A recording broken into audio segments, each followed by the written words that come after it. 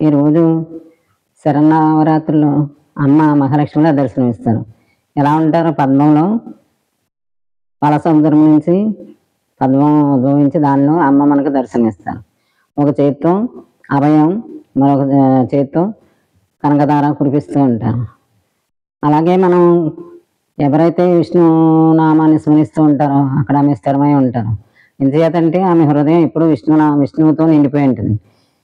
లేదంటే మనం విష్ణు నామం అలాంటివి ఏమీ చేయలేదనుకోండి, అలాంటి అలవాట్లు మనకు లేకపోతే మన దగ్గర లక్ష్మి ఎలా ఉంటారో వస్తారో, వచ్చినప్పుడు మళ్ళీ ఆమె హృదయం విష్ణు వైపు లాగుతుంటుంది. అందుకని అటు ఇటు చంచలమై లక్ష్మీ చంచలం అంటారు. అందుకని అలా చంచలం అవ్వకుండా ఉండాలంటే ఆమెను స్థిరపరచుకోవడానికే మనం అందరం లక్ష్మిని స్థిర నివాసం ఉంచుకోవాలని మన ప్రయత్నం. లక్ష్మి అంటే మన అందరికీ అవసరం కదా, చాలా ఇష్టం కూడాను.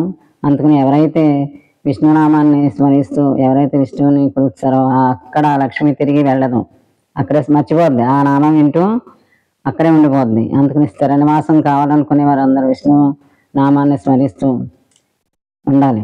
అప్పుడు లక్ష్మి స్థిరమై ఉంటారనమాట. అలాగే శంకర్లు కనకధార స్తోత్రంతో వేద బ్రాహ్మణుల్ని దారిద్ర్యాన్ని నుంచి విముక్తి కలిగిస్తారు. అంత విశిష్టమైనది కనకధార స్తోత్రం. మరి స్తుతులు స్తోత్రాలు అమ్మకి ఎంతో ఇష్టం. మరి అలాగే మన లక్షణాలు మనం కూడా ఎలా ఉండాలి? లక్ష్మీ చిహ్నాలు అంటే ఏంటి? తులసి దళాలతో ఇప్పుడు పూజ చేయాలి. అలాగే మనం ఇంట్లో ఉంచుకోవాలి తులసిని. అలాగే గాజులు ఇవన్నీ లక్ష్మీ చిహ్నాలే. అలాగే సింధూర ధారణ అది లక్ష్మీ చిహ్నం అనమాట. ఇలాంటి చిహ్నాలతో లక్ష్మీదేవిని మనం ఆవాహన చేసుకున్నట్టుగా ఉంటుంది. అంటే అలా ఉన్న స్త్రీలను ఎవరిని చూసినా, మంగళకరమైన స్త్రీలను ఎవరిని చూసినా మనకి ఏమనిపిస్తుంది? లక్ష్మీదేవిలా ఉందమ్మా అనుకుంటాం. అలాంటి లక్ష్మిని మనం ఇన్ని రకాలుగా మనం స్థిరపరచుకోవాలి. అమ్మ ఎన్నో వరాలు ఇస్తారు మనకి, ఎంతో లక్ష్మీ సంపద అన్నీ ఇస్తారు. ఇచ్చినప్పుడు మనం ఏం చేయాలి?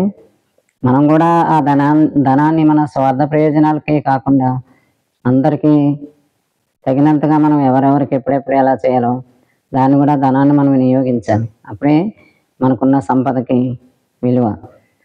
సంపదని మనం కూడా అందరికీ మనకి ఎలా అయితే అంత బాగా వచ్చిందో అంత బాగా మనం కూడా చేసుకుంటూ ఉండాలి. అలాగే అమ్మ చిత్రపటాలు చూసినప్పుడు మనకి ఏమనిపిస్తుంది? అమ్మ పక్కన 2 ఏనుగులు అమ్మకి ఎప్పుడు అభ్యంగనం చేస్తూ ఉంటాయి.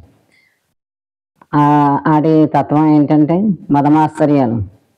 మనలో మదమాశ్చర్యాలనే గుణాలని ఎవరైతే చంపుకొని అణిగించుకుని ఉంటారో వారి మనసు పాల సముద్రంలో పవిత్రంగా శుద్ధంగా ఉంటుంది.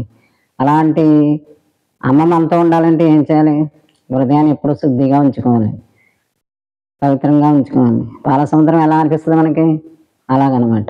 అప్పుడు లక్ష్మి మన ఎందే కొలువై మనమే లక్ష్మీ స్వరూపులుగా ఉంటాం. చూసేవాళ్ళకి అర్థమవుతుంది, ఎవరినైనా చూస్తే లక్ష్మిలా ఉన్నారంట. అలాంటి పవిత్ర హృదయాన్ని మనం పవిత్రం చేసుకుని అమ్మను ఆవాహన చేసుకుంటే ఎందుకు మనలో లక్ష్మి ఉండదు?